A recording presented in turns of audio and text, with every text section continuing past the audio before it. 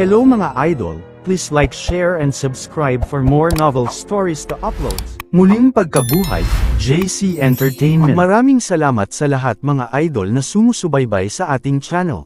Please subscribe to our YouTube and Facebook channel, JC Entertainment. Maraming salamat po. Kabanata 2251. Tahimik na umalis ang grupo at nawala sa mga mata ng babaeng nakasuot ng nyebe. Ngunit hindi sumusuko si Jiang Chen at walang nakakaalam nito. Ang mga Dragon Ball ay mahalaga para sa kanya, mayroon siyang premonition na pagkatapos niyang makuha ang mga ito, ang kanyang lakas ay bubuti ng malaki. Bukod dito, mayroong 9 na hollow slot sa loob ng Ancestral Dragon Pagoda. Ang mga puwang na iyon ay maaaring para sa mga Dragon Ball kung tama siya. Ngunit determinado si Yang Jian na hanapin ang apoy Spirit Lizard. Kaya naman, kailangan niyang sundan siya pansamantala. Tumingin si Jiang Chen sa likod at sinulyapan ang mga disipulo ng Lotus Cloud Sect. May premonition siya na tiyak na magkikita silang muli. Hinanap ng grupo ang Qian Mountain Range sa loob ng 3 araw ngunit wala itong nakita. Gayunpaman, natagpuan nila ang 2 bakas ng butiki na dumaan sa lugar. Nag-iwan ito ng malaking marka ng kuko sa manyebeng rehiyon na ito, na nangangahulugang nasa paligid ito ng bulubundukin. Bukod dito, hindi nila ito kalayuan, ngunit hindi nila ito mahanap. Matatagpuan natin ang apoy Spirit Lizard na iyon. Tiwala si Yang Jian na mahahanap niya ang nilalang. Tiyak na magkakaroon ng qualitative change ang kanyang lakas pagkatapos makuha ang malademonyong kristal ng nilalang. Sa oras na iyon, tiyak na maaabot niya ang top 3 sa loob ng inner sect. Ngunit iniisip pa rin ng isip ni Jiang Chen ang Dragon Ball na iyon.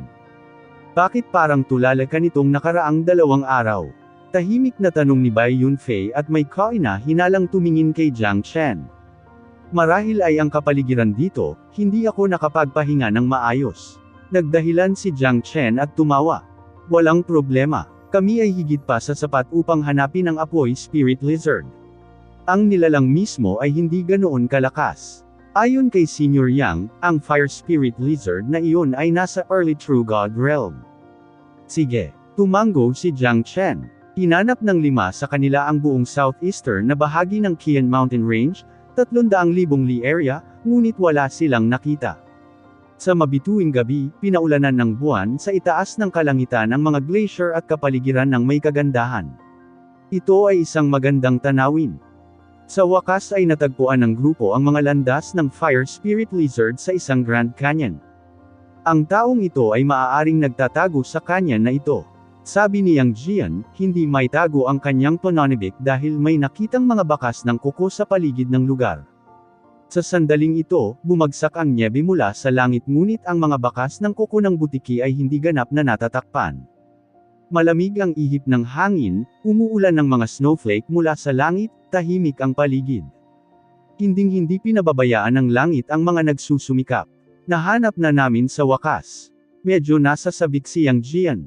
Kung hindi pa rin nila mahanap ang Fire Spirit Lizard pagkatapos ng 1 araw, maaaring kailanganin nilang bumalik na walang dala dahil magbubukas na ang Secret Hidden Realm sa loob ng ilang araw. Hinding-hindi papakawalan ni Yang Jian ang pagkakataong makapasok sa Secret Hidden Realm. Ngunit kahit na siya ay payag na manatili, sina Jiang Chen at Bai Yunfei ay hindi na handang magmadali pa. I'll go scout it out, maghintay kayo ng signal ko. Sabi ni Bai Yunfei. Sige, mag-ingat ka, paalala ni Yang Jian. Sinundan ni Bai Yunfei ang mga landas ng butiki patungo sa Grand Canyon. Tinakpan ng nyebe ang buong bundok, na nagbibigay ng pakiramdam na may paparating na bagyo. May naaamoy na mapanganib si Jiang Chen. Ang lugar na ito ay isang lugar na madaling ipagtanggol, hindi alam, ang nakatagong Grand Canyon na ito ay nagbigay sa kanya ng matinding panlulumog. Si Yang Jian at ang iba pa ay napakaseryoso rin, walang sinuman sa kanila ang nang-ahas na baliwalain ang sitwasyon. Kahit na walang labanan ngayon, maaari itong mangyari anumang oras. Lumipas ang kalahating oras. Sa wakas ay lumabas si Bai Yunfei. Nawala na ang trail na iniwan ng butiki. Nasa loob ang apoy Spirit Lizard. Ngunit may nakita din akong 3-headed Scarlet Flame Snake Dragon, ito ay mas malakas kaysa sa butiki. Isipin na ang 2 taong ito ay namumuhay ng magkakasuwato. Talagang hindi ka panipaniwala. Tahimik na sabi ni Bai Yunfei. Sol M na ang mga mata niya. Three-headed Scarlet Flame Snake Dragon. Ang bagay na ito ay madaling makalaban sa aming tatlo pagkatapos maabot ang True God Realm. Sinabi ni Yang Jian na may walang katulad na kataimtiman. Hindi rin siya ng ahas na maging walang ingat, madaling hawakan ng Fire Spirit Lizard ngunit ang Three-headed Scarlet Flame Snake Dragon ay hindi. So ano ngayon? Babalik tayo. Nagkibit-balikat si Jiang Chen. Hindi yun ang inaalala niya. Kung unwinnable, tumakas. Dagdag pa, hindi niya handang ipagsapalaran ang kanyang buhay para sa isang misyon. Hindi tanga si Jiang Chen, kahit na nangako si Yang Jian sa kanila ng malaking gantimpala, kailangan niyang mabuhay para tamasahin ito. Sean, ikaw at si Yunfei ang mga vanguard. Tatlo kaming sasakupan ka. Kung may salpukan, makaka-address pa tayo, sabi ni Yang Jian. Ngunit nakasimangot si Jiang Chen at sinabing, teka. Pinaikit ni Jiang Chen ang kanyang mga mata at natulala. Nararamdaman ng kanyang kaluluwang enerhiya ang tatlong magkakaibang enerhiya na lumilipad patungo sa kanilang lokasyon ng may napakabilis na bilis. Dagdag pa, hindi sila mahina. Ang pagdetect ng kaluluwa ni Jiang Chen ay maaaring umabot ng mas malayo kaysa sa iba pagkatapos makatanggap ng 100,000 Divine Spark na kasama ang banal na kaluluwa ng isang Divine Emperor. Kahit na hindi niya magagamit ang lahat ng mga banal na kaluluwang iyon, ang kanyang kasalukuyang banal na kaluluwa ay umabot na sa isang nakakatakot na antas, kahit ang kanyang sarili ay hindi alam kung anong antas ang kanyang naabot. Anong nangyari? Tanong ni Bai Yunfei. Sigurado ka bang tayo lang ang grupo dito? Anong ibig mong sabihin? Nagbago ang ekspresyon ni Yang Jian. Oo, pinanganak akong sensitibo. Naglakas loob akong sabihin na mayroong tatlong magkakaibang grupo na mabilis na pumupunta sa lokasyong ito. At saka, nasa Grand Canyon din ang target nila. Kumpiyansa na sabi ni Jiang Chen. Sigurado ka ba? Tahimik na sabi ni Tan Shan, halatang nagdududa. Ituloy ang makitid na pakinabang habang pinababayaan ang mas malaking panganib. Maghintay tayo, hindi ito magiging malaking problema. Nakangiting sabi ni Jiang Chen. Sige, sundin natin ang iyong mungkahi. Maghihintay kami ng ilang sandali. Oo naman, pagkatapos ng 5 minuto, 3 grupo ang pumasok sa Grand Canyon na ito. Isa sa grupo ay ang mga tao mula sa Lotus Cloud Sect. Nangunguna sa grupo ang babaeng nakasuot ng nyebe. Sila na. Gulat na tiningnan ni Bai Yunfei si Jiang Chen. Kahanga-hanga ang lalaking ito. Malakas din ang dalawa pang grupo ng mga tao. Sa pagkakataong ito, marahil ay napipilitan tayong maghintay ng pagkakataong mag-aklas. Mapapa-corner tayo kung aatake lang tayo sa lugar. Tahimik na sabi ni Yang Jian. Sa sandaling ito, pinili niyang huwag kumilos ngunit pinili ang pinakaligtas na opsyon. Naghihintay ng pagkakataong mag-strike kapag may pagkakataon. Tinitigan ni Jiang Chen ang malayong babaeng nakasuot ng nyebe. Maliban dyan, may dalawa pang grupo na hindi dapat gawing trifle. Sigurado si Yang Jian na malakas sila. Magiging kumpi na lang sila kung nagmamadali silang lumabas ngayon. Nakarating na ang 3 pinuno ng grupo sa True God Realm. Mukhang magiging matinding kompetisyon, sabi ni Bai Yunfei at mataimtim na tumingin kay Yang Jian. Ang kanyang lakas ay dapat nasa True God Realm. Tumango si Yang Jian, tiniyak kay Bai Yunfei at sa iba pa. Kung hindi pa nakarating si Yang Jian sa True God Realm, dapat na lang silang bumalik sa sekta dahil hindi sila makakalaban sa mga grupong ito. Hindi mahalaga kung ito ay ang Fire Spirit Lizard o ang Three-headed Scarlet Flame Snake Dragon, pareho silang malakas. 2 aso ang nagsusumikap para sa isang buto, at ang isang ikatlo ay tumatakas kasama nito. Ito ay hindi isang masamang plano, lamang na walang nakakaalam kung sino ang matatawa sa huli. Isa lang ang naisip ni Jiang Chen, at iyon ay ang makuha ang Dragon Ball. Kahit na hindi niya alam kung ano o ano ang hitsura ng Dragon Ball, sigurado siya na tiyak na makikinabang ito sa kanya. Kaya naman, tiyak na hahanap siya ng mga paraan para makuha ito, kahit na kailangan niyang gamitin ang lahat ng mayroon siya. Tahimik tayo, sana hindi nila tayo ma-detect. Tahimik na sabi ni Yang Jian. Natagpuan ni Jiang Chen ang ibang mga partido, ngunit maaaring hindi sila natagpuan ng ibang mga partido. Hey, sa hindi inaasahang pagkakataon, maging ang mga tao sa Northwestern Happy Valley ay dumating upang buhayin ang mga bagay-bagay. Isang gwapong lalaki, nakasuot lang ng lower bodyguard na may malamig na tingin na malamig, na may maputlang ngiti. Ang kanyang sandata ay isang pinutol na palakol na panglaban na kulay dugo. Dumating na ang Shadow Murder Sect, hindi kaya ng Happy Valley ko. Anong biro? Sa palagay mo kaya mong mag-El Supremo sa iyong lakas? Baka nanaginip ka. Malamig na sabi ng mga lalaki ng Happy Valley at tinignan ng lalaki ng masama. Nakapasok na kayong dalawa sa lugar ng Lotus Cloud Sect. Ngayon gusto mong magsagawa ng ilang malilim na negosyo sa loob ng teritoryo ng ating sekta, walang pakialam na sabi ni Zhu Chenying. Ang kanyang pinong kilos ay naging dahilan upang ang iba ay dumaikit sa kanya pagkatapos ng isang tingin. Lalo na yung mga lalaki. Ako ay mula sa Shadow Murder Sect, Shaoying. Nice to meet you. Narinig ko ang mga chismis na ang direktang disipulo ng Lotus Cloud Sect, si Zhu Chenying, ay isang makalangit na magandang figure. Ang iyong reputasyon ay nauuna sa iyo. Hindi ko napigil ang sumulya pa, kahit na para sa isang tulad ko na dumaan sa Zen meditation sa loob ng 10 taon para pawiin ang sakit ng lovesick ko. Sabi ni Shaoying sa seryosong ekspresyon at tumingin kay Zhu Chenying na may kalmadong ekspresyon. Agree ako. Si Lady Zhu ay may talento at napakaganda. Napakahirap maghanap ng babaeng may kukumpara sa iyo. Ako si Liao Bufan ng Happy Valley. Ikinagagalak kitang makilala, Lady Zhu. Ngumiti si Liao Bufan kay Zhu Chenying, ito ay isang ngiti na puno ng hindi maliwanag na damdamin. Since alam niyong dalawa ang tungkol dito, bakit kayong lahat ay may pagmamataas na pumupunta sa teritoryo ng aking sekta? Malamig ang ekspresyon ni Zhu Chenying, sa kaibuturan ng kanyang mga mata ay mayroon lamang malamig na layuning pumatay. Wala siyang magandang impresyon sa dalawa. Malinaw ang kanilang intensyon, ang makuha ang Dragon Ball. Hehe, kahit na ang Qian Mountain Range na ito ay nasa loob ng lugar ng Lotus Cloud Sect, hindi ito nasa ilalim ng jurisdiction ng iyong sekta. Gusto ba tayo paalisin ni Miss Zhu kahit nandito lang tayo para maglaro? Ngumiti si Liao Bufan habang kinakalikot ang mga buhok sa harap ng kanyang mga mata. Totoong hinahangaan niya si Zhu Chenying. Oo, hindi naman kami nandito para manggulo sa Qian Mountain Range. Bakit ang songgit mo, Lady Zhu, hindi ba ito isang uri ng kapalaran na maaari tayong magkita dito? Sabi ni Shaoying na may mahinang ngiti. Sayang naman, hindi tadhana na dito tayo magkikita. Sa huli, hindi ba nandito kayong lahat para sa Dragon Ball? Sabi ni Zhu Chenying sa malamig na boses. Ang dahilan kung bakit ang mga taong ito ay natipon dito ay dahil sa lokasyon ng Dragon Ball. May isang sinaunang kasabihan na ang mga banal lamang ang karapat-dapat sa pinakamataas na kayamanan.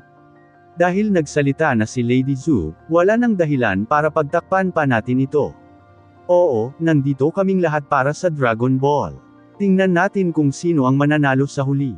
Nagkibit-balikat si Shaoying dahil wala na siyang sinusubukang itago pa. Ang 7 tao sa likod ni Shaoying ay pawang half-step true gods. Para kay Liao Bufan, may 12 thick late void gods sa likod niya. Hindi mahina ang porma sayo ng dalawang grupo. Haha, kung gayon ay maging honest tayo.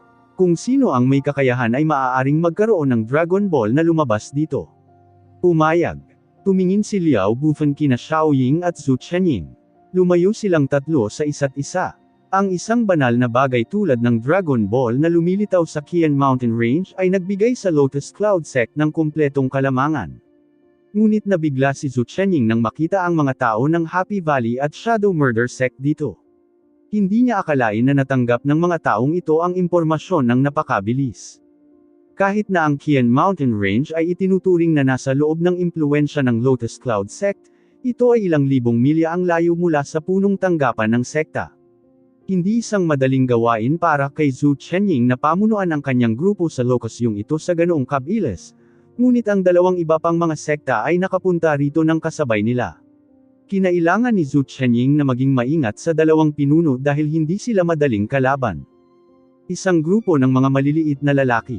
Lahat sila ay halatang nandito para sa Dragon Ball ngunit kumilos sila na parang marangal. Maging si Zhu Chenying ay ganoon din. Pinaikit ni Jiang Chen ang kanyang mga mata at malamig na sinabi. Ang mga taong ito ay malinaw na walang tiwala sa isa't isa at maingat sa isa't isa. Ang kalupitan at init ng relasyon ng tao, maraming iba't ibang uri ng tao sa napakaraming mundo. Ngumisi si Jiang Chen. Matagal nang nakikita ng kanyang puso ang lahat ng ito. 3 buhay, 3 reincarnation, marami siyang pinagdaanang hirap at kaligayahan. Ang kasalukuyang Jiang Chen ay ibang tao kaysa sa dati. Ang kanyang puso ay naging mas malakas at mas matatag. Sa kanyang mga mata, sa pamamagitan lamang ng pagtayo sa tuktok ng bundok ay matatamasa ang tanawin sa ibaba. Naniniwala si Jiang Chen na maaabot niya ang ganoong taas kung saan ang iba ay makatingala lamang. Sa tingin mo ba mahina ang demonyong halimaw na nagbabantay sa Dragon Ball? Hehe, I suggest na mag-collaborate tayong lahat, what do you think? Pagkatapos talunin ang Guardian Beast, kung gayon, makikita natin kung sino ang makakakuha ng Dragon Ball na may sariling kakayahan. Ngumiti si Liao Bufan. Kabanata 2253 Fire Spirit Lizard at ang 3-headed Scarlet Flame Snake Dragon. Talagang mag-aalala ako na kainin ako kung nakipag-ugnayan ako sa mga taga Happy Valley. Ngunit Lotus Cloud Sect, mas interesado ako dito, pero hindi ikaw ang gusto kong makasama. Ngumiti si Xiaoying kay Zhu Chenying ngunit hindi siya nagpakita ng anumang tugon. Nakipagpalitan ng tingin si Liao Bufan kay Xiaoying. Tila nakapagdesisyon na si Zhu Chenying na igiit sila. Wala akong pakialam kung saan ka galing. Pero imposibleng maaga mo ang mga Dragon Ball dito dahil nasa lugar tayo ngayon ng ating sekta at ang mga kayamanan dito ay kabilang sa ating sekta. Walang makakaalis sa kanila. Si Zhu Chenying ay parang matigas at mapang-akit. Si Liao Bufan at Xiaoying naman ay hindi nagulat sa kanyang ugali dahil alam nila na ang Lotus Cloud Sect ay palaging malupit. Dahil ayaw mong makipagtulungan, tingnan natin kung paano ito mangyayari sa hinaharap, sabi ni Xiaoying. Sa sandaling ito, itinaas ni Liao Bufan ang kanyang ulo at nakita na si Jiang Chen at ang iba pa ay nasa bangin. Dahil nandito na kayo, bakit hindi kayo magpakilala? Bakit ka nagtatago dyan? Mukhang nandito ka lang para sa Dragon Ball. Ang mga mata ni Zhu Chenying ay kumikinang habang ang mga taong ito ay nagpapakita pa rin sa kanyang harapan ngayon. Napansin na nila tayo. Si Yang Jian at ang iba ay nag-iisip na umupo ng tahimik doon upang panoorin ang laban ng kanilang mga kalaban, ngunit napansin sila. Ako ay isang outer sect na disipulo ng Profound Feng Sect. Nandito ako para hanapin ang Apoy Spirit Lizard. Kapag nakuha na natin ang Fire Spirit Lizard, aalis tayo kaagad, nakangiting sabi ni Yang Jian. Dahil narito ka, may karapatan kang makakuha ng isang bagay. Ang Dragon Ball ay hindi isang pangkaraniwang bagay. Siyempre, tanging ang mga mahuhusay na may mahusay na kakayahan at moralidad lamang ang makakakuha nito. Seryosong sabi ni Liao Bufan. Paanong hindi napagtanto ni Yang Jian ang dahilan sa likod ng mga salita ni Liao Bufan? Sa ngayon, gusto nilang hilahin ang Profound Feng Sect sa kanilang team para labanan si Zhu Chenying. Ang Profound Feng Sect ay talagang hindi nagbitiw sa pagiging mababa.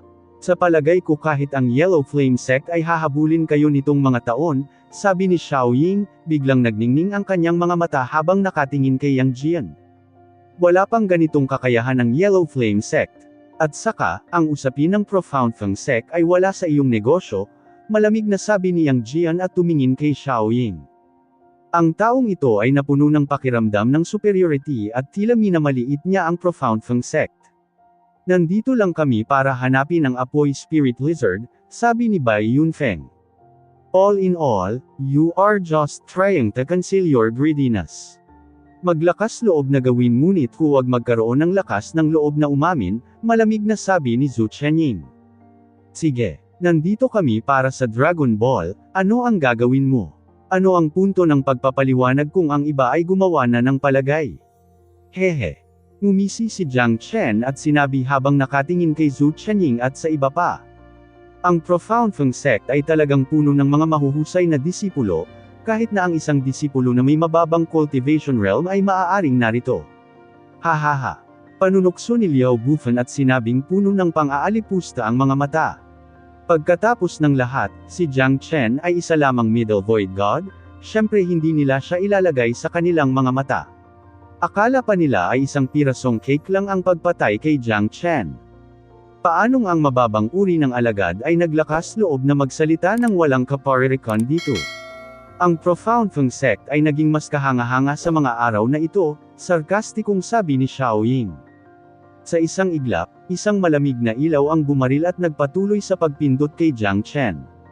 Bumagsak ang mukha ni Yang Jian sa sandaling ito, ngunit mabilis siyang kumilos upang panatilihing ligtas si Jiang Chen bago mag-react si Jiang Chen. Malamig na bumantong hininga si Xiaoying. Mukhang may sariling paraan ng Profound Feng Sect para protektahan ang mga anak nito. Siya ay disipulo ng Profound Feng Sect. Kahit na siya ay gumawa ng isang malaking pagkakamali, wala ka pa ring karapatang bigyan siya ng leksyon. Kailan pa naging mapangahas ang Shadow Murder Sect? Ang aming Profound Feng Sect ay hindi kailanman natatakot sa iyo. Mas mabuting huwag mo nang pahirapan ang iyong sarili. At saka, hindi ito ang teritoryo ng Shadow Murder Sect, mas mabuting alagaan mo muna ang iyong sarili. Kung hindi, baka mawala ang iyong buhay sa impyerno, sabi ni Yang Jian na may malalim na boses. Siya ang nagdala kay Jiang Chen dito, kaya hindi niya hahayaang masaktan ni Xiaoying si Jiang Chen. Si Jiang Chen ay lubos na naantig sa aksyon ni Yang Jian at naramdaman na ang kanyang karakter ay medyo maganda. May dalawang dakilang halimaw sa loob ng kuweba. Ang isa ay ang Fire Spirit Lizard, ang isa pa ay ang Three-Headed Scarlet Flame Snake Dragon. Ang Fire Spirit Lizard lang ang gusto ko. Kapag nakuha na natin, siguradong aalis tayo dito. Sigurado ka ba? Natatawang sabi ni Liao Bufan. Siyempre, alam na alam ni Yang Jian na hindi siya katapat ng babae ng Lotus Cloud Sect. Samantala, ang iba pang dalawang lalaki ay napakabigat din. Kung talagang gusto niyang labanan ang mga ito para sa Dragon Ball, maaari silang mahulog sa mahirap na kalagayan. Sa halip, mas mabuting huminto kapag nauuna na sila. Basta mapatay nila ang apoy Spirit Lizard, aalis agad sila. Okay, parang masarap din. Haharapin ninyo ang apoy Spirit Lizard, pagkatapos ay hahawakan namin ang mga natitira. Kung makukuha natin ang Dragon Ball ay depende sa ating sariling swerte, sabi ni Xiaoying na may malalim na boses. Gaano man sila kalakas, lubos siyang natutuwa na magkaroon ng mas kaunting kakompetensya para sa Dragon Balls. Ang kanyang pagkakataon na makuha ang kayamanan ay mas mataas ngayon. Hindi inaasahang hindi nagsalita si Zhu Qianying, na nangangahulugan na siya ay sumang-ayon sa kanilang desisyon ng tahimik. Tumingin si Jiang Chen kina Zhu Qianying, Xiaoying at Liao Buren, at napansin na talagang napakalakas nila. Malinaw na sila ang namumukod tanging mga alagad ng kani-kanilang mga sekta. Maaaring hindi sila matalo ni Yang Jian, kung hindi, tiyak na hindi niya pipiliin na umatras sa sandaling ito. Ang katwiran at saloobin ni Yang Jiang ay talagang kahanga-hanga kay Jiang Chen. Ito ay isang magandang conclusion. Hahaha. Kinuha ni Liao Bufan ang inisyatiba at sumugod sa Crayola sa isang iglap. Pagkatapos, lahat sila ay mabilis na tumakbo sa Crayola. Ang nakaharap sa kanila ay ang dalawang halimaw na nakatagpo noon ni Bai Yunfei, Fire Spirit Lizard at Three-Headed Scarlet Flame Snake Dragon. Parang pupunta talaga sila dito para sa apoy Spirit Lizard. Napaisip si Zhu Qianying. Hindi mahalaga kung gusto nila ang Fire Spirit Lizard dahil ang tunay na kayamanan ay ang Dragon Ball. Ang dalawang halimaw ay may katangiang apoy. Dapat may something para sa dalawang halimaw na nagtitipon dito sa kanyan. Alam ng lahat na hindi kabilang dito ang dalawang halimaw at narito lamang sila para protektahan ang Dragon Ball.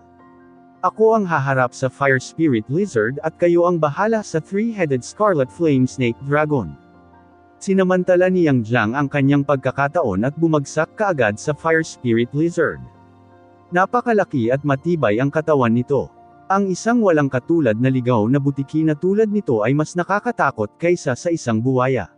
Nagliliyab ito sa apoy habang naglalabas ng apoy sa kanyang bibig dahil may espiritu ng apoy sa kanyang katawan. Sabay tayong lumusab at tulungan akong patayin ang halimaw na ito. Tumingin si Yang Jian kay Bai Yunfei at sa iba pa. Nakipagkamay si Jiang Chen sa kanila.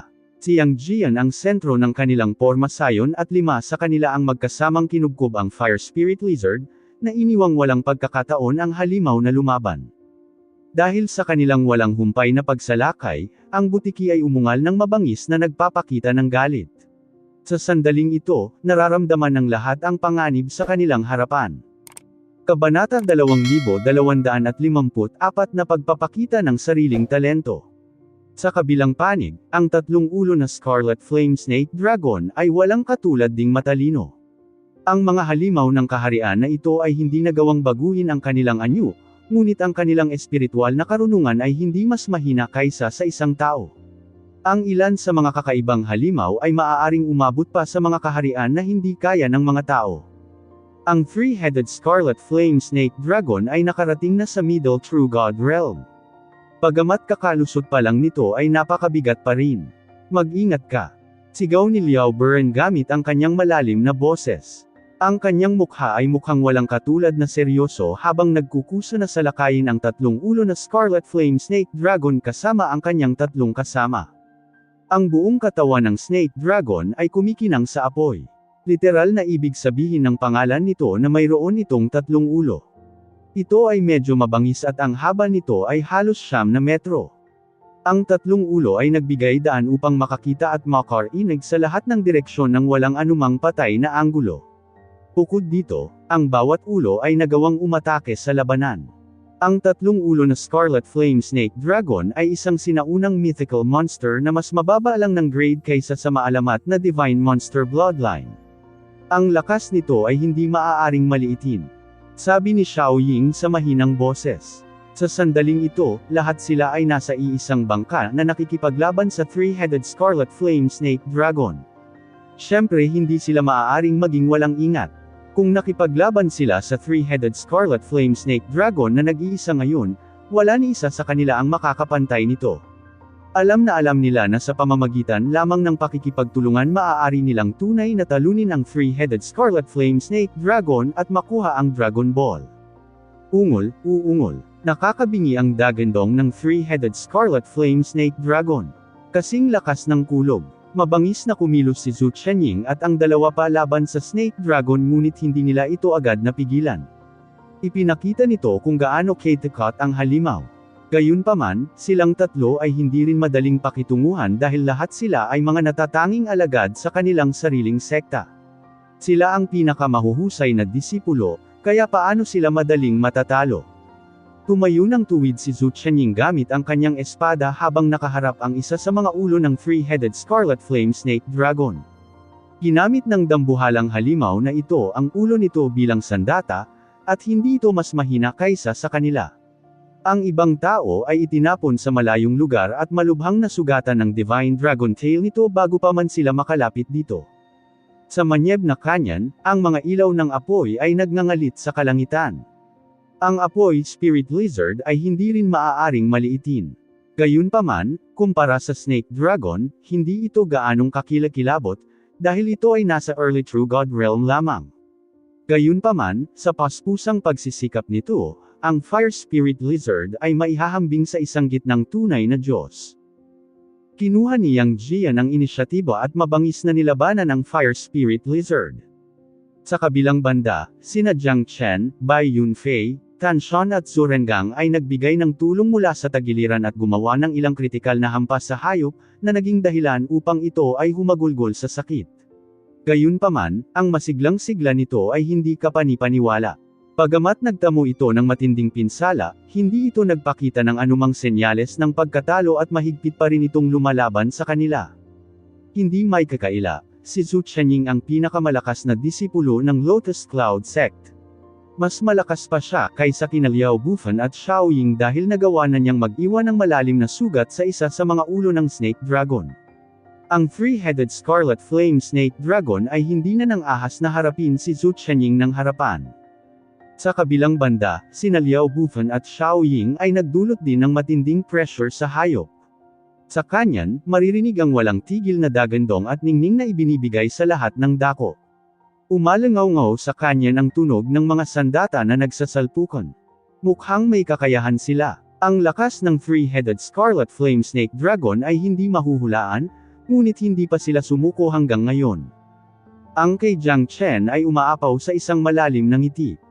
Sa sandaling ito, inatake niya ang Fire Spirit Lizard gamit ang kanyang 5 Elemental Combat Dragon Seal. Ang lakas ni Jiang Chen ay hindi mas mahina kaysa kay Tan Shan. Mabangis na nilalabanan nilang 5 ang apoy Spirit Lizard. Sa gitna ng lahat, ipinakita ang kapangyarihan ni Yang Jian. Hinawakan niya ang kanyang dalawang talam na espada sa kalangitan at nagdulot ng matinding pinsala sa Fire Spirit Lizard. Ang halimaw ay ganap na naitaboy ng walang anumang lakas upang ipagtanggol. Gayunpaman, ang pagiging matatag nito ay wala sa kanilang inaasahan. Kumpol ng mga mababang tao. Isang batang may kulay ube na mataang nakatayo sa kawalan at sinabi sa kanyang malamig na boses ngunit walang nakapansin sa kanyang pag-iral maliban sa isa.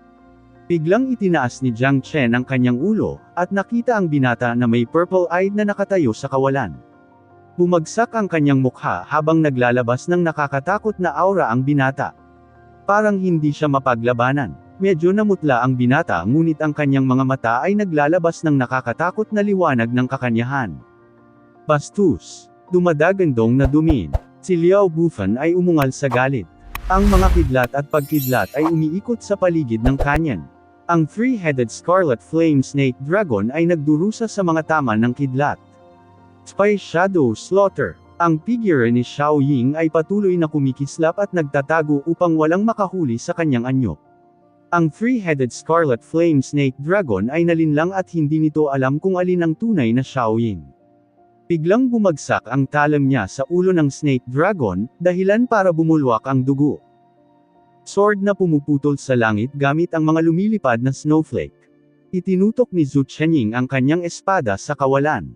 Dahan-daang bumagsak ang mga snowflake, tulad ng ulan ng mga espada na bumubuhos mula sa langit. Ang tatlong ulo na Scarlet Flame Snake Dragon ay humagulgol. Gayunpaman, hindi dapat madaig, ito ay patuloy na umaatungal habang hinahampas ang ulo at buntot sa paligid, pinupunit ang kawalan. Nakakatakot talaga. Ang tatlong ulo na Scarlet Flame Snake Dragon ay nagluwa ng nakakatakot na apoy. Kahit na ang apoy ay hindi kasing lakas ng 5 Elemental True Fire, ito ay nakasusuffocate pa rin. Agad na umatras silang tatlo habang ang nakakatakot na apoy ay tumama sa kalangitan. Nasunog silang lahat sa apoy. Sa isang iglap, ang Divine Dragon Tail ng Snake Dragon ay naglagay sa kanilang tatlo sa mahirap na kalagayan habang sila ay ganap na naitaboy. Sa sandaling ito, silang tatlo ay muling nagsanib, nakasakay sa ulo ng Snake Dragon. Kinuha ni Zhu Chenying ang kanyang espada at sumalakay.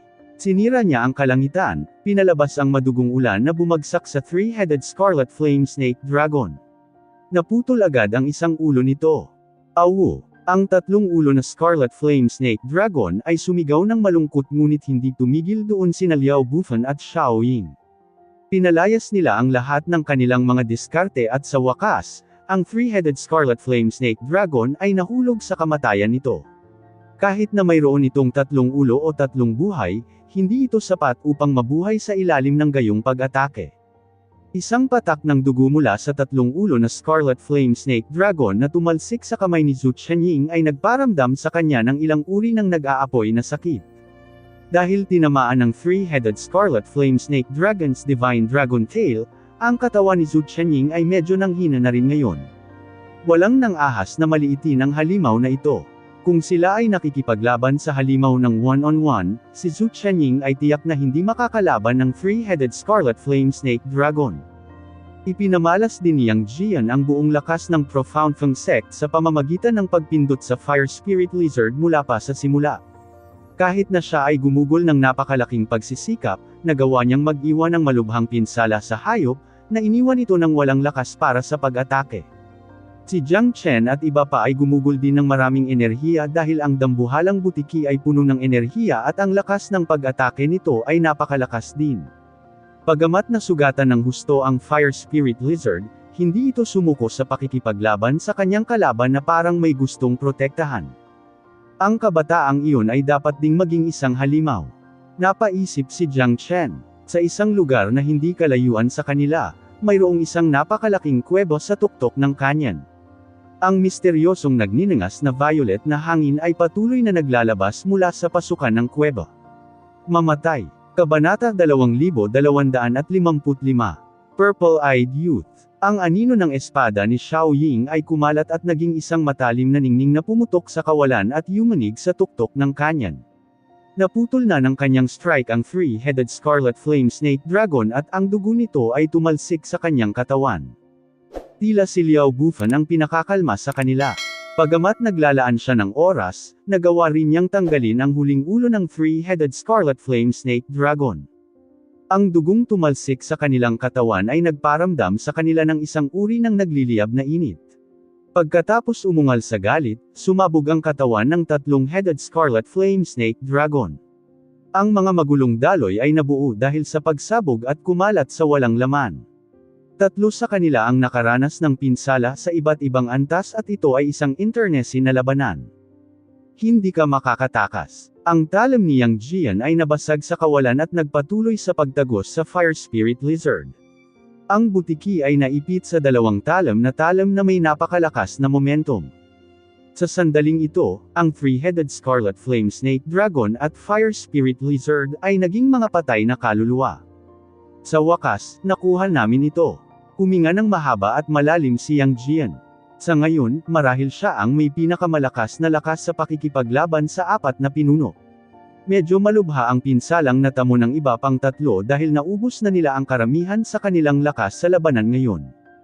Ang pinakamahalaga, naramdaman ni Zhu Chenying at ng iba pa ang dugo ng three-headed Scarlet Flame Snake Dragon na sobrang init.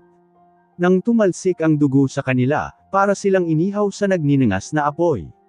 Ito ay miserable at hindi matitiis. Sa kabila ng kanyang malamig na konstitusyon, naramdaman pa rin ni Zhu Chenying ang matinding pressure.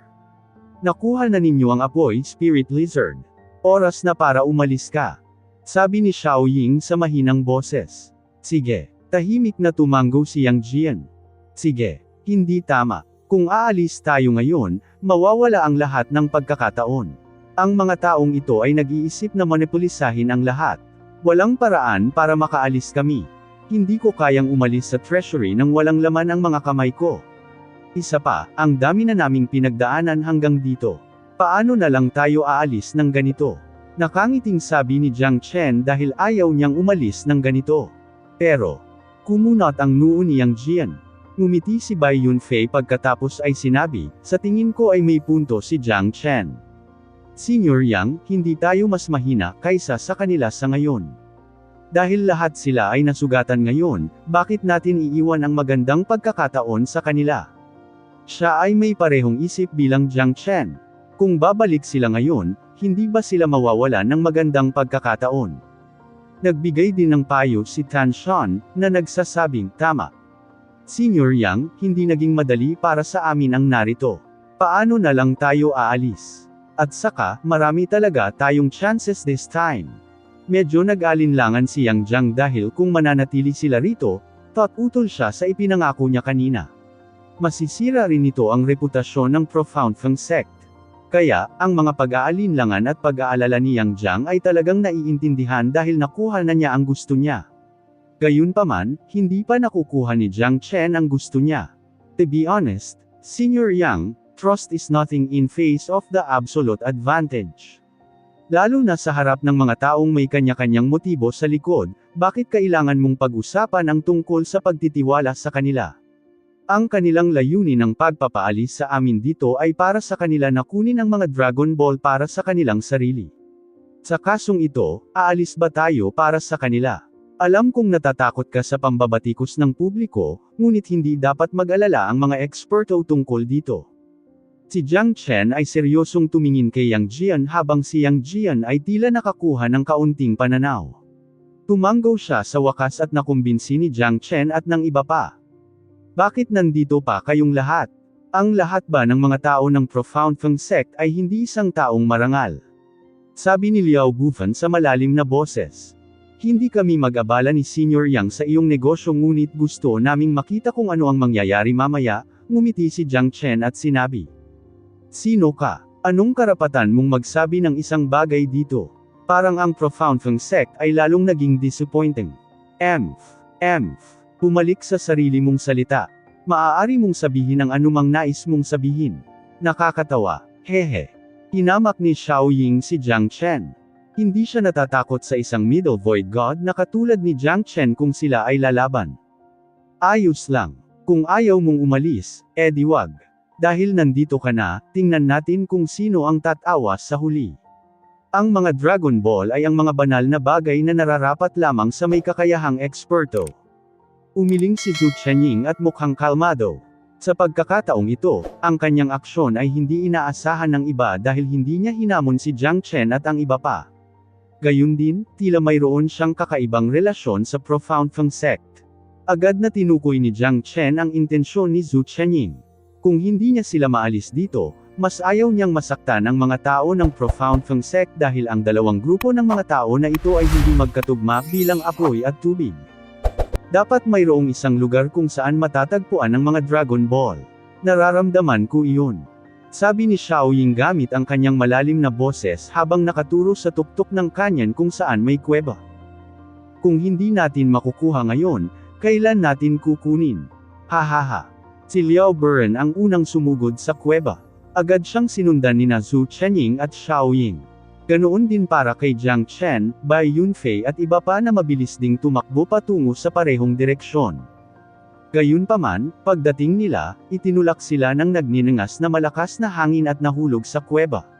Mukha silang medyo napahiya at bawat isa sa kanila ay walang katulad na gulat. May halimaw pa ba sa loob? Sabi ni Xiaoying sa mahinang boses. Isang grupo ng mahihinang langgam ang hindi inaasahang naglakas loob na isipin ang tungkol sa paghawak sa Dragon Balls. Umalis ka dito. Isang batang may kulay ubing mata ang biglang lumitaw sa kawalan at pasimpleng iwinagayway ang kanyang kamay, na lumikha ng matinding pressure na nagtulak sa lahat palayo. Nagulat si Jiang Chen dahil ang lakas ng kabataan ay nasa late True God realm.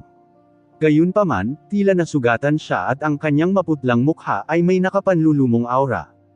Sino ka? Alamin na ang sinumang pumihil sa akin ay mamamatay. Sigaw ni Liao Bufen. Dahil ang mga bagay ay dumating sa puntong ito, wala na silang anumang paraan upang umatras. Gusto mo akong patayin? Paano nang ahas ang isang maliit na patatas na makipagkompetensya sa isang dalubhasa? Masyado mong pinahahalagahan ang iyong sarili. Sa isang iglap, ginawang talam ng naglalagablab na malakas na hangin ang nagninengas na mata ng binata, bumasag sa kawalan at napunit ang depensa ni Liao Bufen. Agad na napaatras si Liao Bufen at itinulak pabalik sa 800 milya ang layo. Nang mabawi niya ang balanse niya at bumalik, medyo nakakatakot ang ekspresyon ng mukha niya. Isang bibig ng dugo ang bumulwak mula sa kanyang bibig. Ang kanyang mga sugat ay naging mas malala na ngayon. Out of everyone's expectation, this purple-eyed youth was so mystical and powerful. Ang isang hampas mula sa kanya ay maaaring magdulot ng napakalaking kalakasan. Sa pagkakataong ito, mukhang hindi madaling pagdaanan. Pulong ni Jiang Chen. Samantala, kumunat ang noo ni Zhu Chenying at Xiaoying. Walang kahirap-hirap na tinanggihan ng mga kabataan si Liao Bufen, na nangangahulugan na talagang magiging mahirap para sa kanila ang pagdaan nito. Senior Yang, pagtulungan nating apat, patayin ang taong ito. Mangyaring ibigay ang iyong lahat. Napatingin si Xiaoying kay Yang Jian. Sa pagkakataong ito, gagamitin nila ang lahat ng kanilang mga mapagkukunan upang labanan ang mga kabataan. Kung hindi sila magkapit kamay, napakahirap na masira ang depensa ng kabataan. Sige. Sa sandaling natapos ni Yang Jian ang kanyang mga salita, ang tatlo pang iba ay nakahinga ng maluwag. Sa kritikal na sandali na ito, it should be a cinch kung haharapin nilang apat ang purple-eyed youth na ito. Si Jiang Chen ay masayang nagmamasid sa labanan. Sa lahat ng ito, hindi niya ipinalabas ang kanyang buong kakayahan dahil iniisip pa rin niya na ang pinakamalaking variable sa grupong ito ay si Zhu Chenying. Siya ang dakilang disipulo ng Lotus Cloud Sect, hindi dapat ganito kaina ang lakas niya. Siguradong tinatago niya ito. Sa sandaling ito, kung ilalabas ko ang lahat ng aking lakas, ang aking mga pagkakataong manalo sa huling labanan ay magiging mas maliit. Sinong hindi nakakaalam nito? Maliliit at mahinang tao, mukha ng kasakiman. Lahat kayo ay parurusahan ng langit. Malamig na sabi ng binata na may purple-eyed habang nakatayo sa langit, na nakatingin kay Yang Jian at sa iba pa na may kalmadong kilos. As if naman obvious na mananalo siya sa laban na ito. Nasaktan siya, hindi niya kayang magtagal.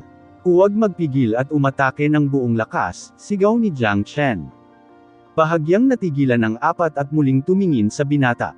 Ang huli ay halatang may bakas ng pag-iwas sa kanyang mga mata.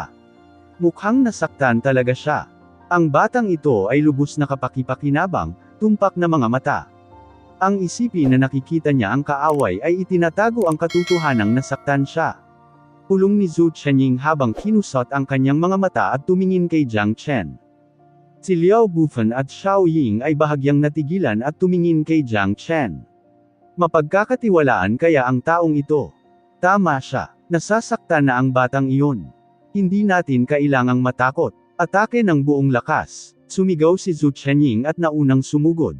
Nagpakawala siya ng galit ng mga hampas ng espada, ganap na nakakulong sa landas ng pag-urong ng kabataan.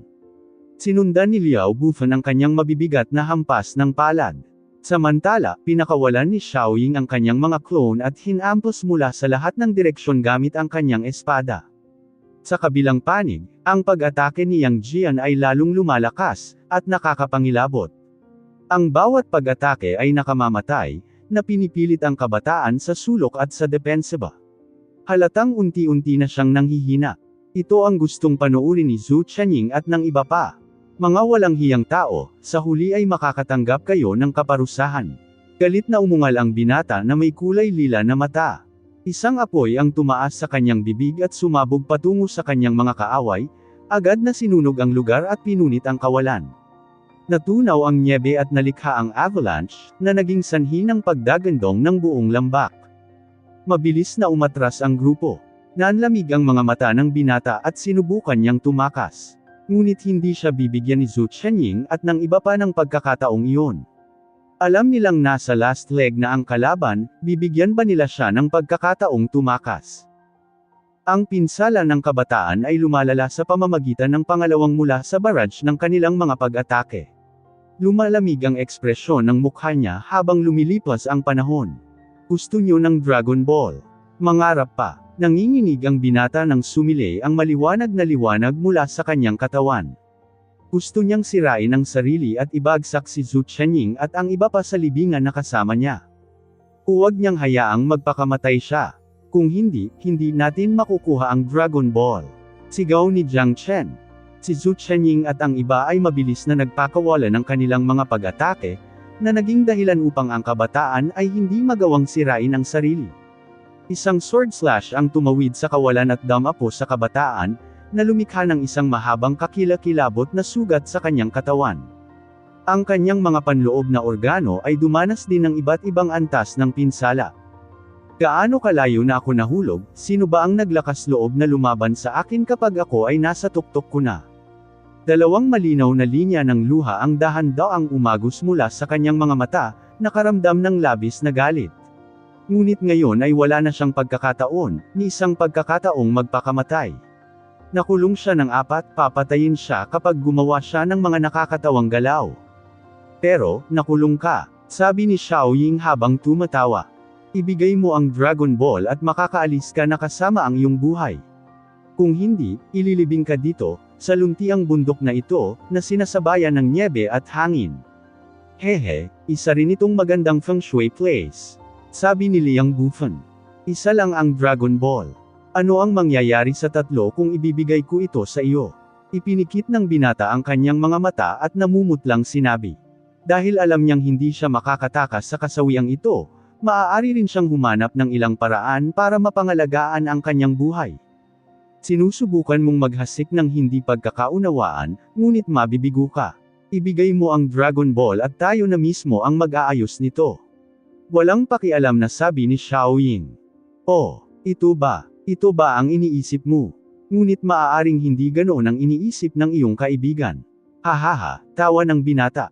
Nalaman niya ngayon na wala sa parehong pahina ang kanyang mga kalaban. Lahat sila ay nasa kani-kanilang grupo na may kanya-kanyang. Bukod dito, gusto nila ang isang bagay na hindi maibabahagi dahil isa lang ang Dragon Ball. Ang gayong dissonance ang kanyang pinakamagandang pagkakataon. Upang mabuhay sa pamamagitan ng pagdaan sa isang nakamamatay na ruta, marahil ay may pagkakataon dito. Kung hindi mo ibibigay ang Dragon Ball, bibigyan kita ng isang pangit na kamatayan. Sabi ni Liao Bufan. Talaga, tapos kanino ko ibibigay? Ako ay isang namamatay na tao. Pero alang-alang sa buhay ko, kaya kong ibigay sa iyo ang Dragon Ball, pero papayag ba ang tatlo? Kitang-kita ang mga salita ng binata na may lilang mata. Isa lang ang Dragon Ball, pero 4 na tao ang gusto, paano nila ito hahatiin? Sino ang may kwalifikasyon para magkaroon nito? Bahagyang kumerba ang mga labi ni Jiang Chen at naging seryoso ang kanyang ekspresyon. Ganyan ang kaso, dahil wala kayong tiwala sa isa't isa, ipaubaya mo na sa akin ang Dragon Ball. Kung sino ang manalo ay makakakuha ng Dragon Ball, ano ang sabi ninyong lahat? Isa lang akong Mid-Void God. Madali mo akong patayin sa isang pag-iisip lang. At saka, hinding-hindi ako makakatakas dito. Hindi ba ito ang pinakaligtas na opsyon? Ang Dragon Ball ay ligtas na maipapasa sa iyo o sa iyo.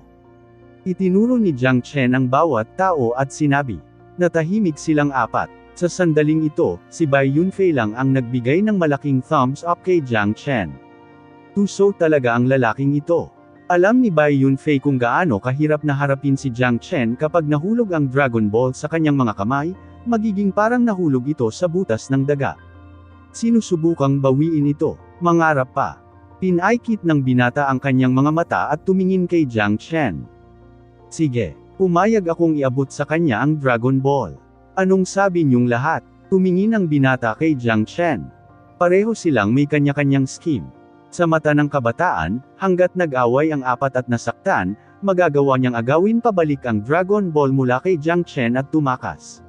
Mid-Void God lang ang taong ito. Kahit nasasaktan ako, madali pa rin siyang kalaban. Napakagaling. Napagdesisyonan na, sabi ni Zhu Chenying. Dahil sinabi niya ito, ang 3 pa ay maaari lamang piliin na tahimik na tanggapin ito. Pagkatapos ng lahat, ito ang pinakamahusay na pagpipilian. Kahit sino ang manalo o matalo, hinding-hindi sila mapakali kung ibibigay ang Dragon Ball sa isa para bantayan ito. Ikaw ay mapalad. Kukunin mo muna ang Dragon Ball, pero kukunin ko ang buhay mo kapag may nangyaring sakuna. Ngumisi si Xiao Ying at tumingin kay Jiang Chen. Sa kanilang mga mata, si Jiang Chen ay isa lamang langgam. Siya ay hindi kailanman sa parehong kaharian ng mga ito. Isa pa, parang binababa nila ang kanilang status sa pakikipag-usap sa kanya. Kabanata 2257. Good luck beautiful sister. Sige. Si Jiang Chen ay nagbigay ng isang mahinang ngiti, hindi nakaramdam ng galit. Nang ilabas ng kabataang may purple-eyed ang nagniningning na purple na Dragon Ball, nang inig ang Ancestral Dragon Pagoda, na parabang ito ay labis na nasa sabik.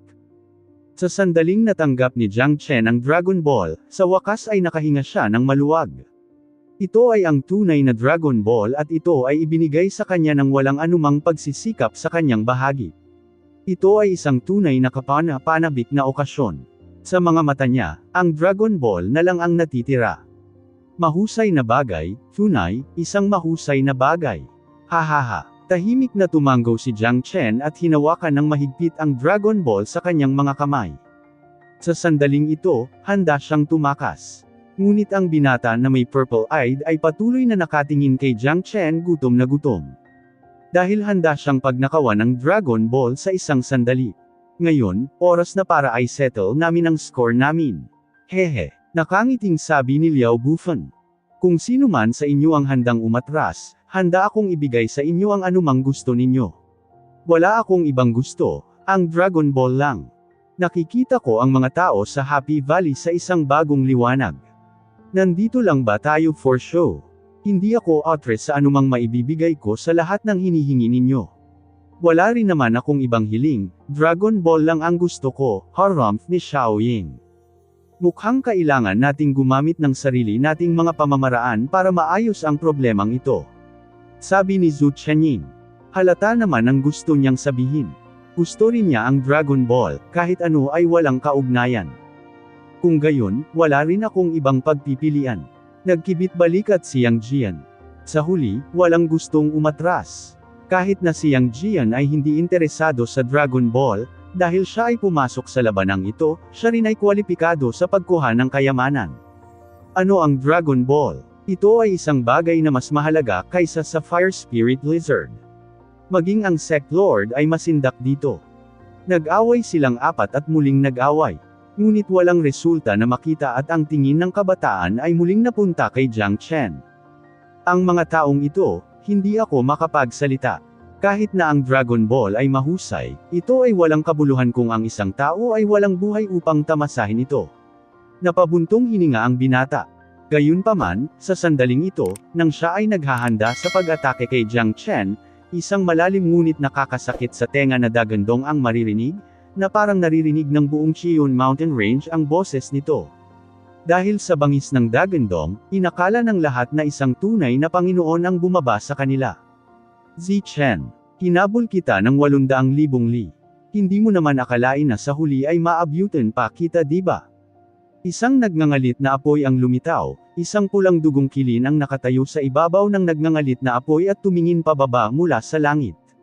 Ito ay pambihirang mabangis. Paso kilin. To think hinahabol mo pa rin ang buntot ko. Isa ka ng Heavenly Divine Beast. Bakit kailangan mong agawin ang Dragon Ball ko? Naging malungkot ang ekspresyon ni Zichen. Hindi siya ang kalaban ni Fire Kilin. Maging si Zhu Chenying at ang iba pa ay mga kumpi para sa hayop. Wala silang pagkakataong manalo laban dito. Napakalakas ng Fire Kilin. Hindi pa ako nakakita ng ganoong kabangas na Fire Kilin. Ang banal na hayop na ito ay umiiral lamang sa mga alamat. To think kaya kung masaksihan ang sarili ko ngayon.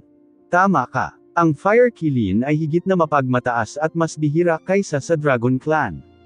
Kaya, ang bloodline ng Fire Kilin ay mas mahalaga kaysa sa mga dragons.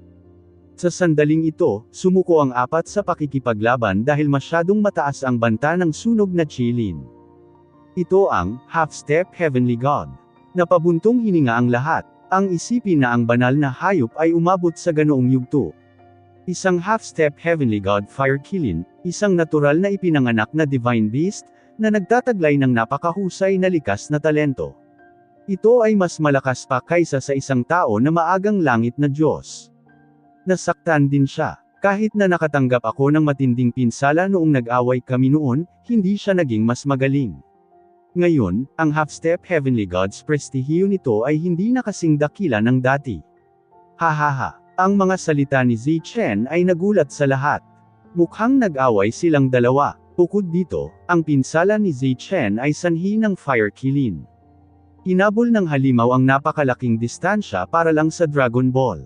Si Zhu Chenying at ang iba ay mas mahina kaysa sa Fire Kilin, kung ikukumpara sila. Sa ipinakitang lakas ng halimaw, kahit na nasaktan ito, sino ang maglalakas loob na labanan ang prestihiyo ng isang half-step Heavenly God? Kahit na, ang pagpatay sa iyo ay kasing dali ng pagkuha ng matamis mula sa isang sanggol.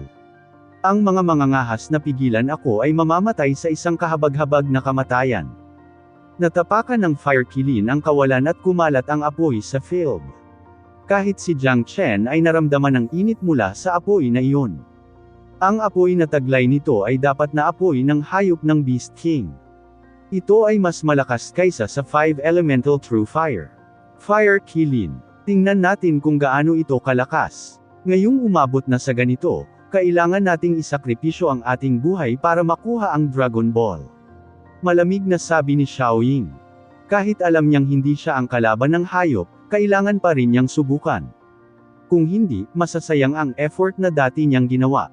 Sumasang-ayon ako. Kahit na siya ay isang half-step Heavenly God, wala siya sa kanyang peak condition. Sabi ni Liao Bufan. Sumasang-ayon ako. Tumango si Yang Jiang. Walang dahilan si Zhu Chenying para tumanggi.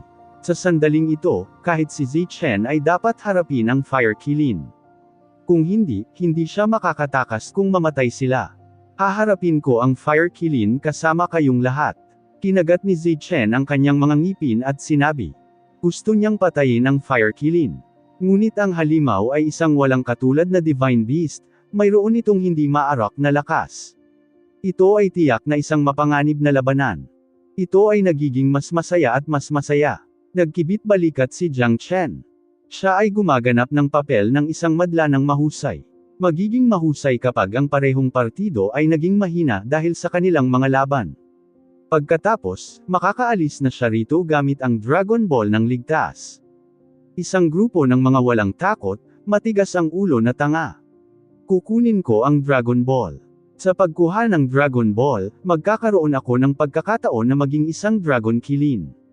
Sa sandaling iyon, dodominahin ko ang True Dragon at Kilin Clan at magiging totoong Beast King. Walang makakapigil sa akin. Ang Fire Qilin ay patuloy na umuungal habang nagbubuga ito ng apoy. Pinilit nito si Zhu Chenying at ang iba pa na mabilis na umatras. Ang lakas ng Fire Qilin ay pinilit sila ng gusto. Pagkatapos ng lahat, ito ay isa pa ring half-step Heavenly God. Mga pebbles na ng ahas na tumayo laban sa mga higante. Patuloy na mangarap. Lahat kayo ay mamamatay. Ang pagpapahayag ng kamatayan ng Fire Qilin ay umalangaw-ngaw sa puso ng lahat. Ang lamig at paghamak na iyon ay nag-alab ng galit mula sa mga partido ni Zhu Chenying. Isang labanan ng buhay at kamatayan. Luwalhati sa mga nanalo. Good luck, magandang kapatid. Tuwang-tuwang sabi ni Jiang Chen. Sa pagkakataong ito, tingnan natin kung paano mo itatago ang iyong kapangyarihan. Nakaharap sa half-step Heavenly God Fire Qilin, dapat ipakita na ninyo ang inyong mga tunay na card ngayon, tama ba? Ang sinumang hindi ibigay ang lahat ay haharap sa isang kakilakilabot na kamatayan. Nasa tabi ko ang langit. Tinulungan ako ng langit. Pinag-cruise ni Jiang Chen ang kanyang mga paa, sumandal sa pader ng bangin at sinabi sa isang nakaka-relax na paraan. Ang bawat isa sa kanila ay sobrang seryoso, ngunit siya ay nakaka-relax. Na parang hindi siya natatakot na papatayin siya ng Fire Qilin. Ikaw, itong lalaki, parang gumuho kahit ang langit, hindi mo pa rin problema. Sa sandaling ito, maging si Bai Yunfei ay bahagyang kinabahan, dahil masyadong malakas ang Fire Qilin. Ang isang half-step true God na tulad niya ay hindi nakakatulong na pagaanin ang sitwasyon at baka mabuwis pa ang kanyang buhay kung siya ay tumulong. Gayunpaman, napakasaya at kumpiyansa ni Jiang Chen. Ano ang magagawa ko? Dapat ko bang takpan ang mukha ko at umiyak? Hahaha, hindi yan ang style ko. Hindi naman siguro matatalo si Senior Yang at ang iba pa, relax. Inilibot ni Bai Yunfei ang kanyang mga mata at sinabing, ang laki ng puso mo. So, ano ang gagawin mo sa Dragon Ball? Anong gagawin ko dyan? Hindi mo ba narinig ito? Ang sinumang kumuha ng bagay na ito ay magiging pag-aari ng taong iyon. Seryosong sabi ni Jiang Chen. Talagang wala siyang planong ibigay ang Dragon Ball. Wala kang awa. Bumantong hininga si Bai Yunfei at umiling.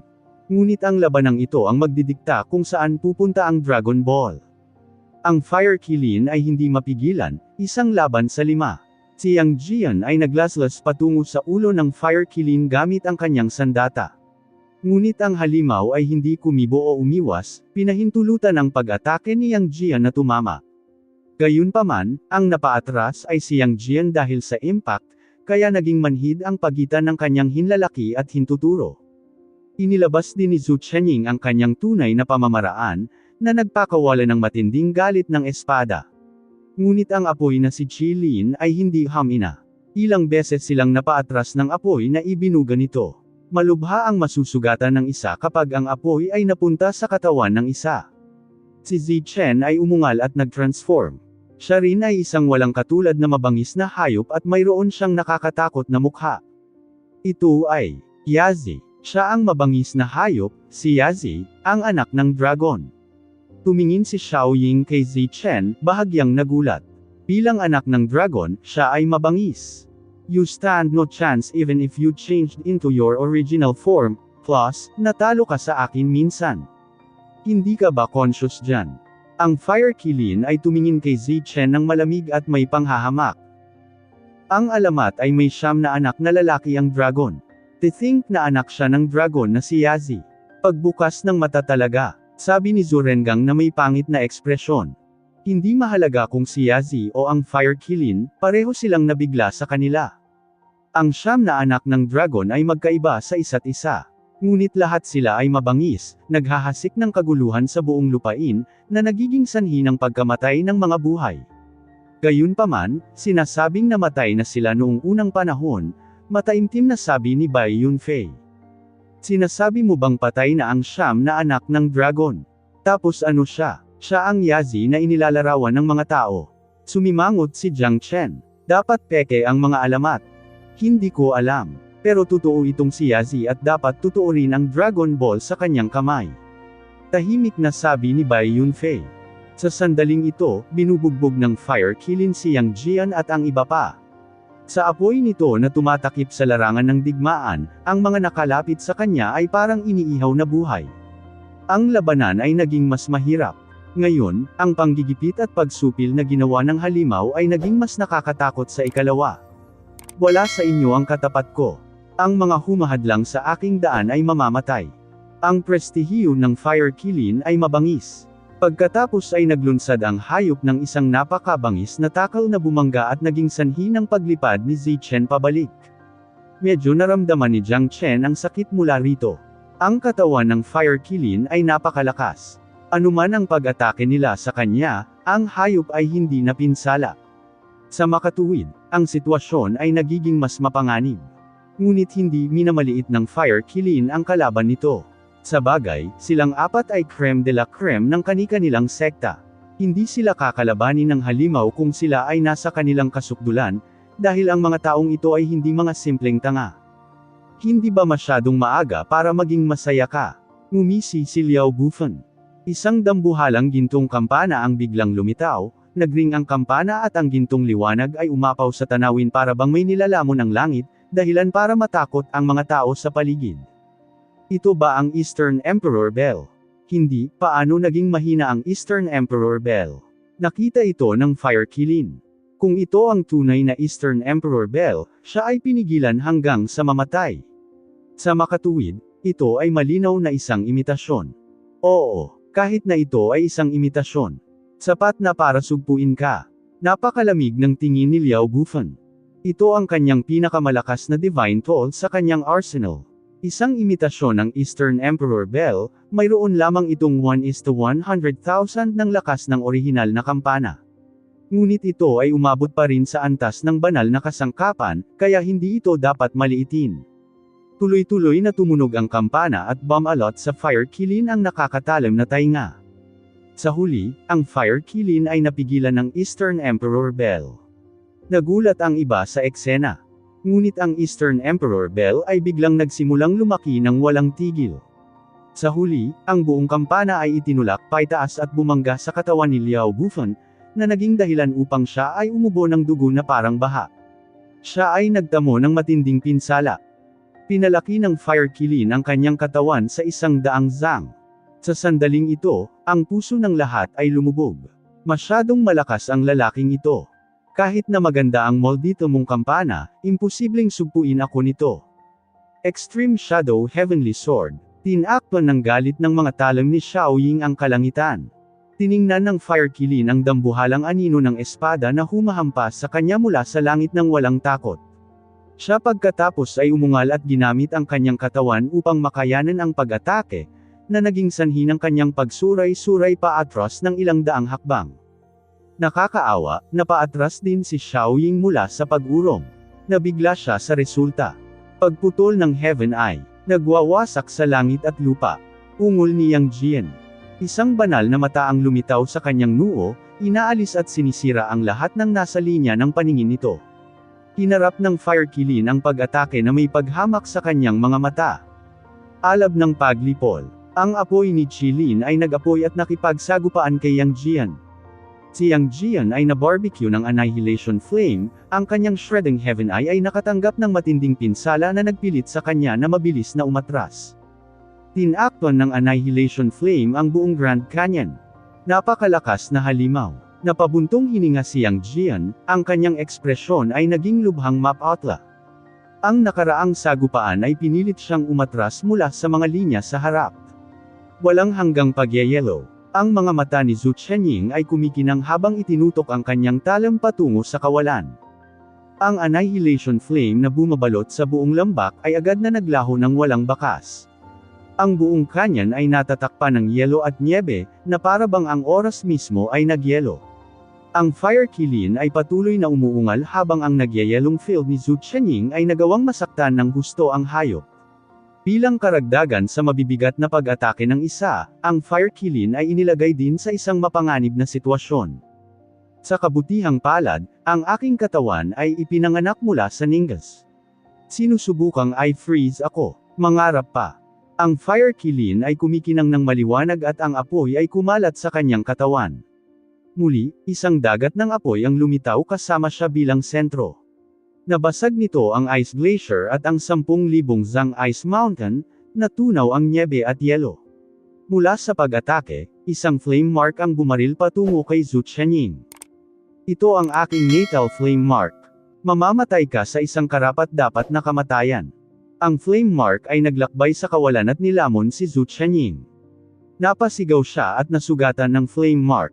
Lumipad siya pabalik at umubo ng isang asul na perlas, pagkatapos ay nakipagsagupaan ito sa marka ng apoy at nawala.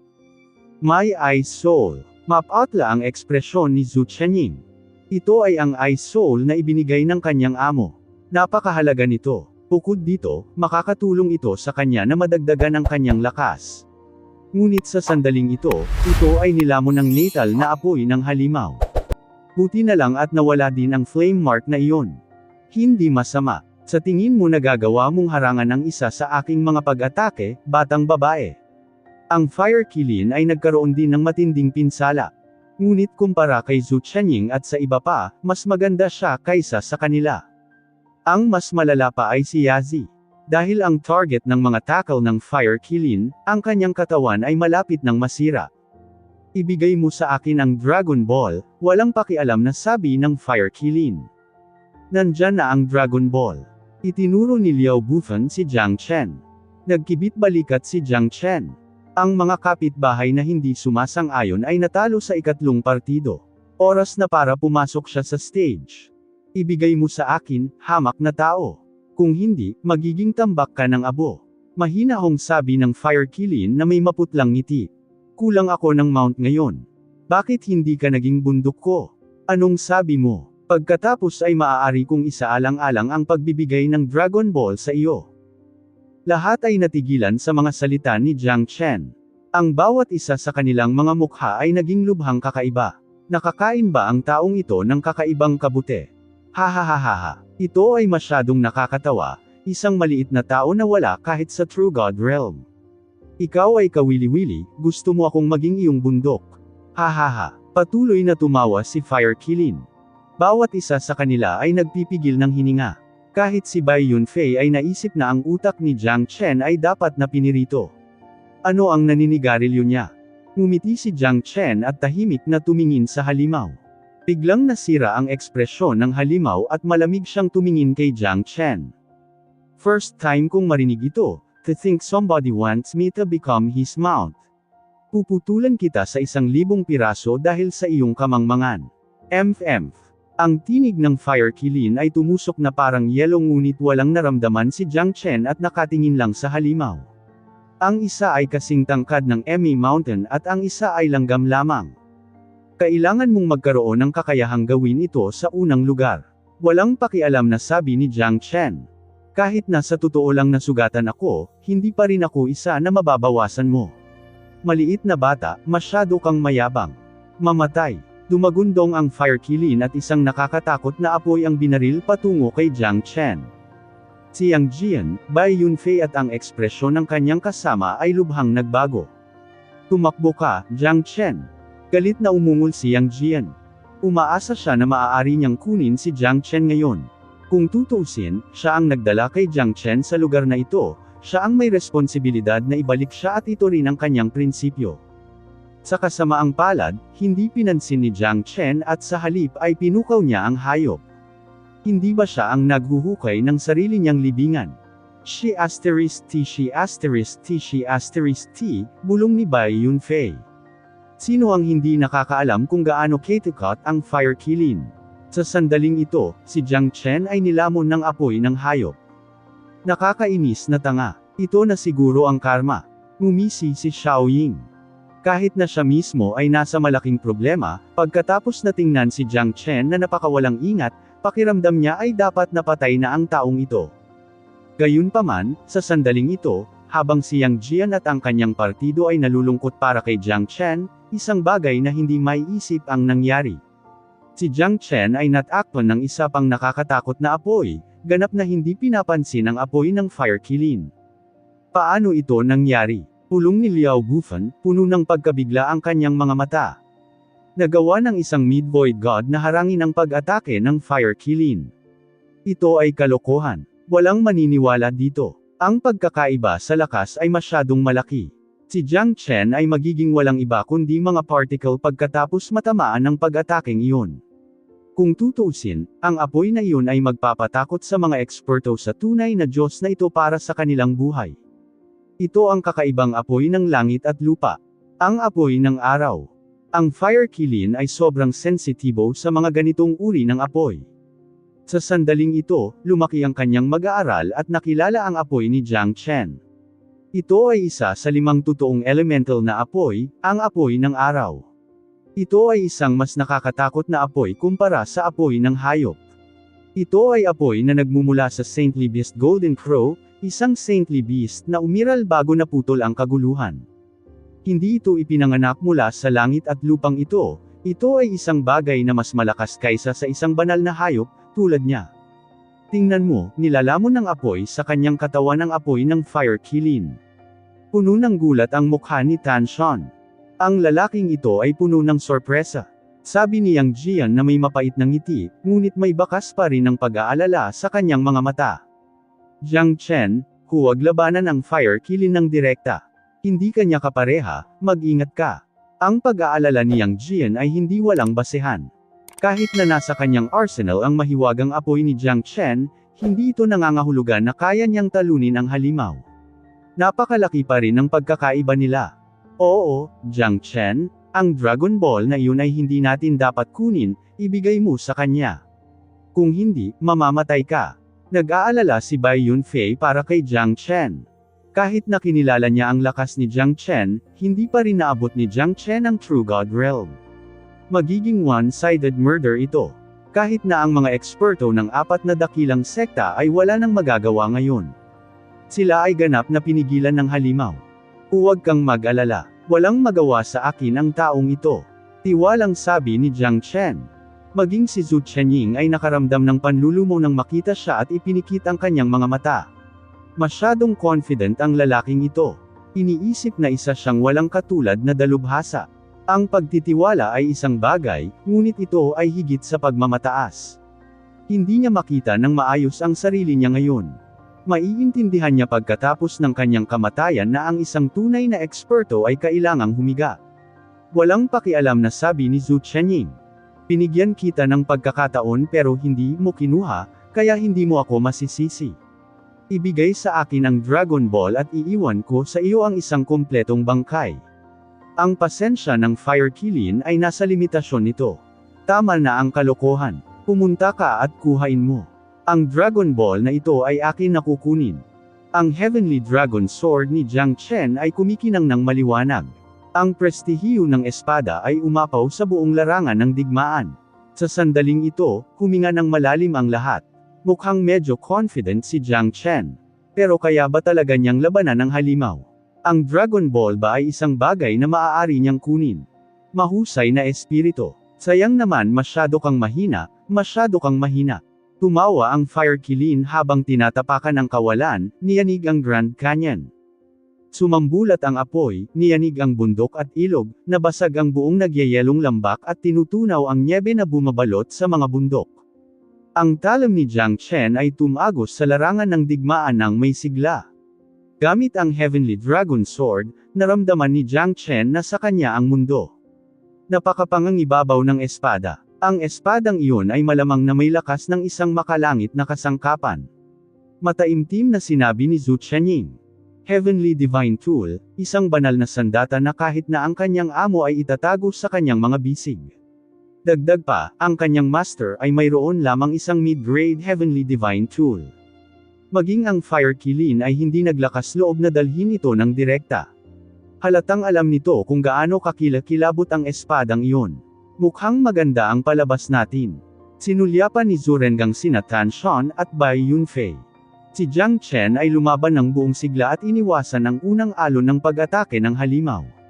Hindi bababasa, sa sandaling ito, siya ay naging isang tunay na dalubhasa sa mata ni Zhu Rengang, isang bayani. Hindi mahalaga kung si Zhu Rengang o si Tan Shan, wala silang lakas ng loob na tumayo sa harap ng napakabangis na hayop tulad ng Fire Qilin. Ngunit ang pinakamahinang Pygmy Void God, si Jiang Chen, ay tumayo laban dito ng walang takot. Ito ay isang bagay na hindi maisip, mapangahas, at nakakalito. Kahit na maaaring matalo si Jiang Chen sa huli, ang kanyang fighting spirit ay isang bagay na karapat-dapat na papurihan. Nakakatakot na talim. Pulong ni Fire Qilin. Hindi niya ito sinabi ng malakas. Kung hindi, nangangahulugan ito na talagang natatakot siya sa kasuklam-suklam na batang ito. Ang pagpatay sa iyo ay magiging kasing dali ng paghinga. Inilabas ng Fire Qilin ang kanyang natal flame mark na naging dahilan ng matinding pagsisikap ni Zhu Chenying na ipagtanggol, at kung hindi dahil sa kaluluwang yelo, namatay na sana siya doon at pagkatapos. Ngayon, ang lahat ay nababalisa at kinakabahan para kay Jiang Chen. Ang natal flame mark ng Fire Qilin ay nakakatakot ngunit hindi umatras si Jiang Chen. 3,000 Flames Dragon Seal. Pinuo ng 5 Elemental True Fire ang 3,000 Flames Dragon Seal at agad na nasira ang flame mark ng Fire Qilin dahil ang 3,000 Flames Dragon Seal ay nagkataong pinigilan ang flame mark. Marahil, para kay Zhu Chenying ang marka ng apoy na iyon ay napakahirap para sa kanya na hawakan, at ang yelo at apoy ay hindi magkatugma. Siya ay ganap na ibinaba ng Fire Qilin. Ngunit para kay Jiang Chen, ito ay ibang kwento. Ang marka ng apoy ay hindi makalaban sa 3,000 Flames Dragon Seal. Ganito ba kalakas ang lalaking ito?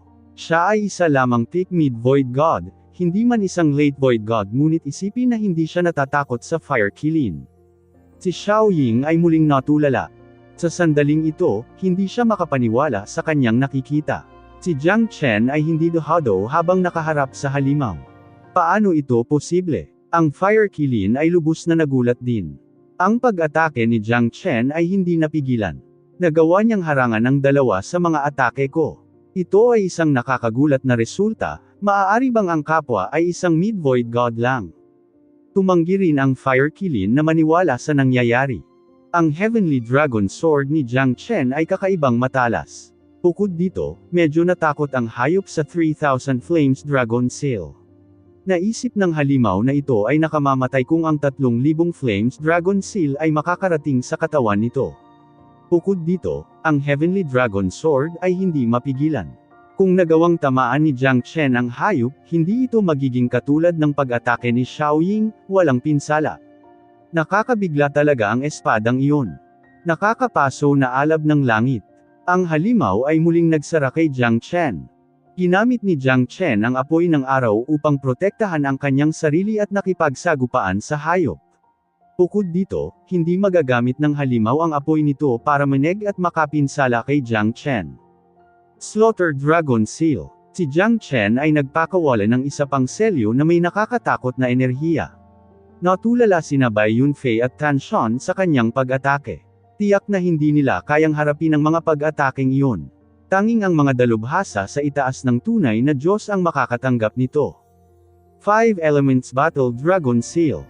Pinakawalan ni Jiang Chen ang lahat ng kanyang nakamamatay na pag-atake, pinalabas ang kapangyarihan ng isang tunay na Diyos kahit na siya ay isang mid-void god lamang.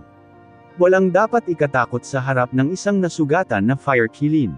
Kahit na pakiramdam niya ay siya ang ikatlong partido sa away ng dalawang magkapitbahay, dapat tandaan na si Jiang Chen ay isa lamang void god. Pinilit ng dalawang nakakatakot na selyo ang halimaw na umatras. Gayunpaman, hindi siya nagtamo ng anumang malalaking pinsala. Ngunit ang void god na ito ay nagpaunawa sa kanya na laging may mga halimaw doon. Ang maging ganito kalakas sa murang edad at itago ang tunay niyang lakas.